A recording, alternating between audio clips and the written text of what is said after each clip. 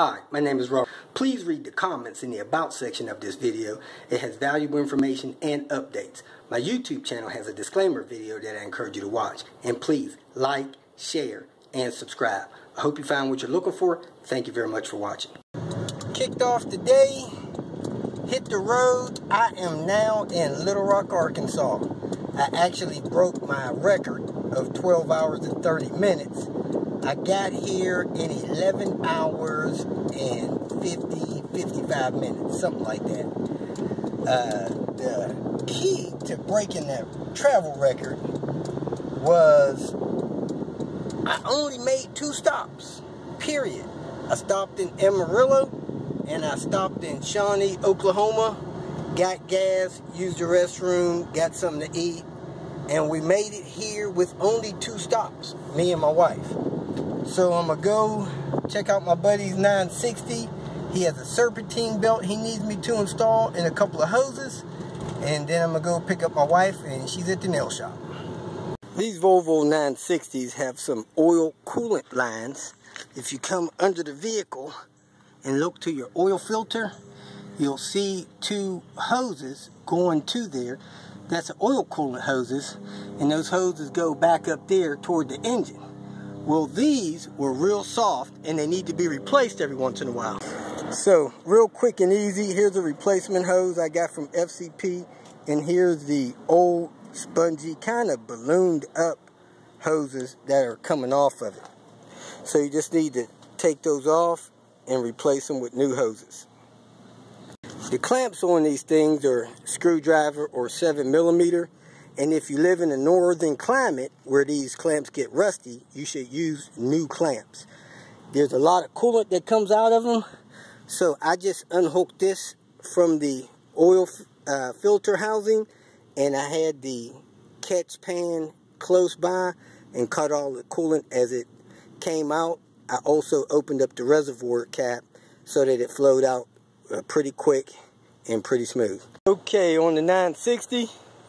Replace the serpentine belt, put a flame trap in there, we put an oil cap seal on there, we top the coolant off after we replace those 2 hoses, and we're going to go ahead and reseal the sunroof glass because it's leaking. On this 07 XC90, the windshield washer cleaning fluid was not working, and basically this cap had popped off, so every time you try to wash it, it just squirts the fluid out of there. So we purchased a replacement tee for it, and we're going to go ahead and put that on and solve that problem. Getting back on the road, this new stretch of highway here in Little Rock, Arkansas, West Little Rock. I don't know if you call it a clover leaf or a super loop. Anyway, we're heading towards Memphis and on to Cincinnati. Alright, second deal on the schedule today. Stop at an LKQ, look for a hood for my daughter's car. Kicking off the day down at the machine shop, fine-tuning the press tools for the upper torque mount bushing replacement. Cutting some tubing that'll help push it through and pull it out, and a few other things going on down here at the machine shop. This machine here is cutting down some steel all by itself. Set it up, cut it on, and it'll cut the steel down, shaving about a 1/16 of an inch off of some of those serpentine belt blocks.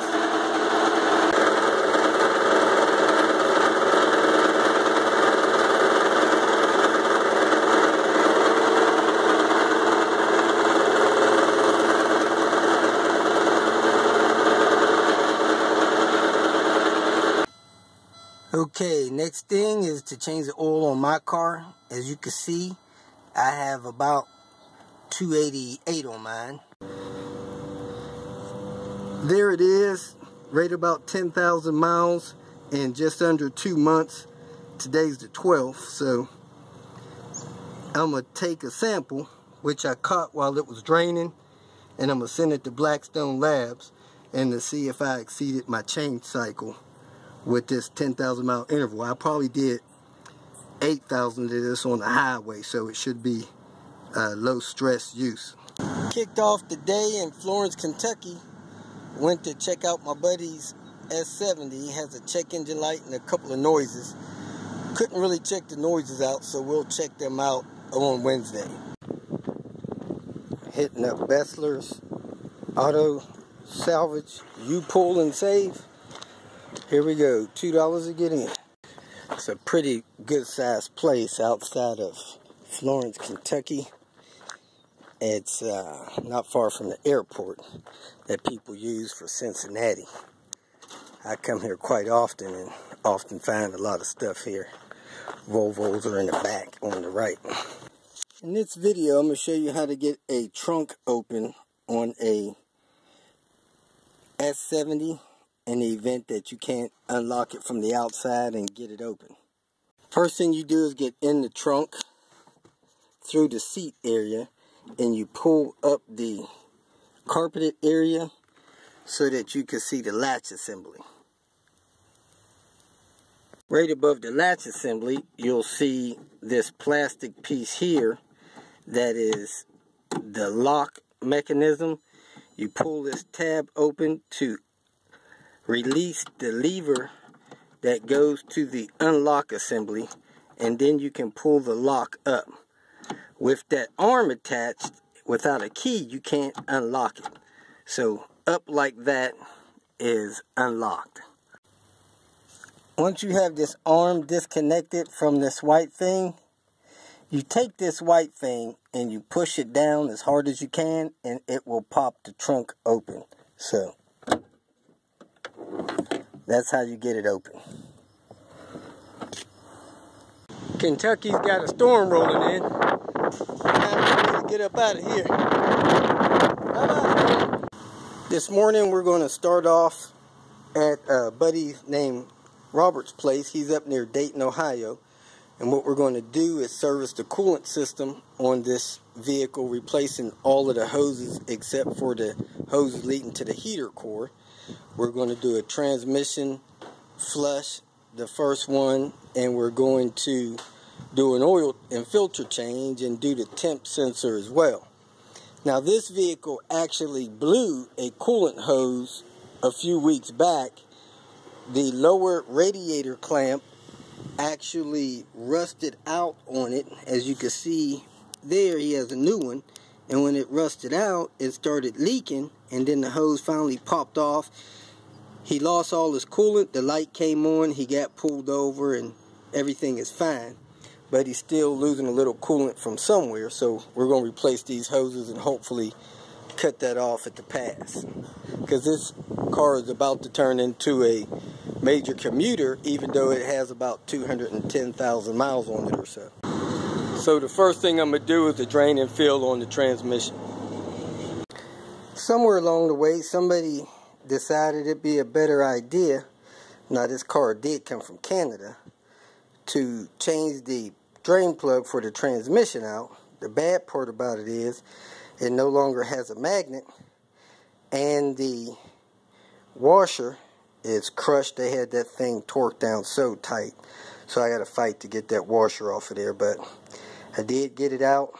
It's now a 19 millimeter, and the fluid has drained out. Maybe I'll pick up another bolt from the salvage yard. Got the thermostat out finally after drilling off the bolt head, so I'm going to go back in with 2 water pump bolts. That bolt head stripped out when I tried to remove it. Changed the temp sensor. It has a different style washer on it, a little bigger, and of course the thermostat was actually broke, one of the arms. So let me show you that. There's the thermostat. I'd imagine it couldn't draw open all the way with it broke like that. The spring is supposed to draw it and pull it open, and when the heat's up, but with that arm broken, I doubt that was going on, so the car was trying to overheat. It's actually a Volvo thermostat with 0797 on it, so it's an original thermostat from Volvo. Just tried to peel the gasket off of it, and as you can see, it broke, so this was due. Okay, taking the car on a test drive just to make sure all the coolant hoses hold up, and as you can see, it still has liters on the miles per gallon. it was a Canadian car, so does have that. Guess he could swap the cluster out with one if he wanted to, just so everything could be in gallons. Temperature is holding steady, and everything seems to be going well. I changed the fuel filter, and I also serviced the air conditioners. So I'm going to go up here to this traffic light, do a U-turn so I can get it up to 50, 60 miles an hour. And then take it back to his house, and I'll be all done. Okay, all done with the white S70, and also pulled a few things loose to push it then out of the silver S70. At any rate, it's almost 4 o'clock, so we're going to go have a late lunch snack and head back to Cincinnati. We was going to go to a LKQ up here, but we got finished later than I anticipated, so we're headed back to Cincinnati. We're going to end today with setting up an antenna on a digital TV. As you can see, this TV only has 3 channels.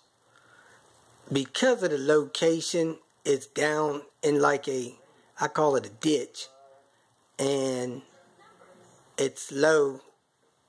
It's hard to receive reception for this location. So I'm going to put an external antenna outside, retune the channels, and see if I can get, close to 20 local channels.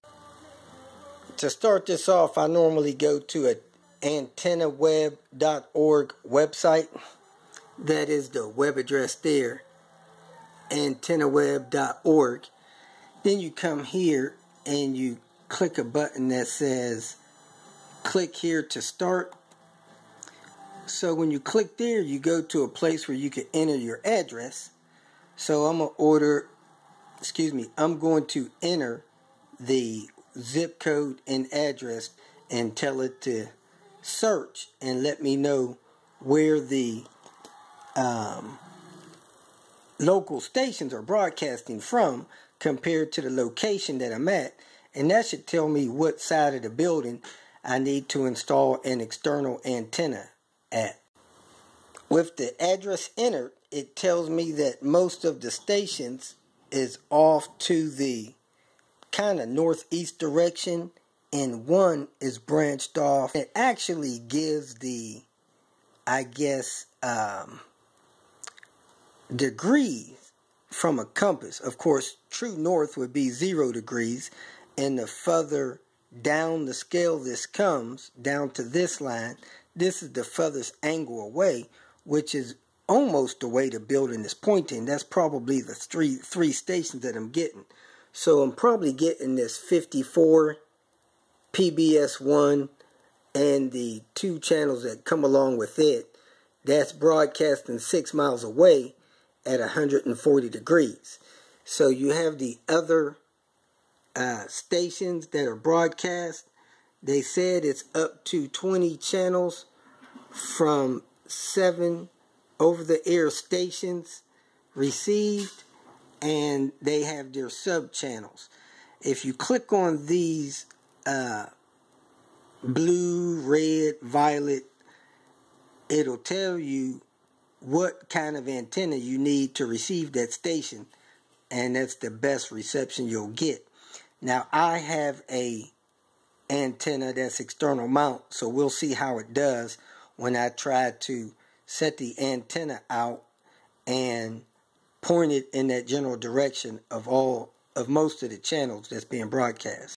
So from my building location, if I pointed the antenna straight toward the street, I should get most of the channels. So let's go outside and take a peek. So this is the driveway that comes down to the location. I'm going to pan here to the right so you can see how the building sits down, and the driveway actually comes down and curves around. So the building is much lower than the street level. So that's why it's hard for the indoor antenna to capture the channels, because this hill continues to go up at a, certain percentage. If I had to guess, and I went from this lowest location up to the crest of this hill, I would bet it's probably a 7-degree angle climbing up these streets and driveways to get over the hill to where those stations are being broadcast. And with all these trees and stuff, it reduces your ability to pick up this radio waves. So my plan is to have the antenna sit here and hopefully catch most of these stations that's broadcast up this hillside. This was the only antenna that they had at Home Depot. It was like $32, something like that. And then I bought 50 foot of cable to run alongside the property to go in where the TVs are. So I'm going to hook this up, even though the website recommended a antenna with a booster. This one does not have a booster. If it works fine, we'll keep it. If it doesn't work fine, we'll take it back. Simple as that.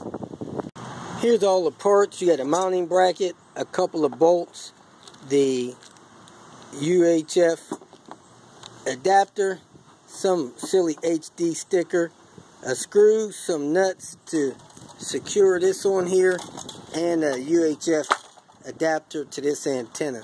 So let me go ahead and hook this up, show you how it's hooked up, then mount it on the wall and run the cable to it. Hook this extra UHF thing up like that, hooked up the wire connection like that. So let me go ahead, cable connection is going to go through that hole there. Let me go ahead and get this mounted somewhere and show you guys how that's going to run and try to tune some stations. There's a temporary mounting place for the antenna. I have it connected to the one that goes inside the building, so I'm going to go inside, connect that to the TV, and scan for channels. Okay, now I'm going to go to the menu and scan for channels and see what we have. Alright, here we go. Menu. Menu.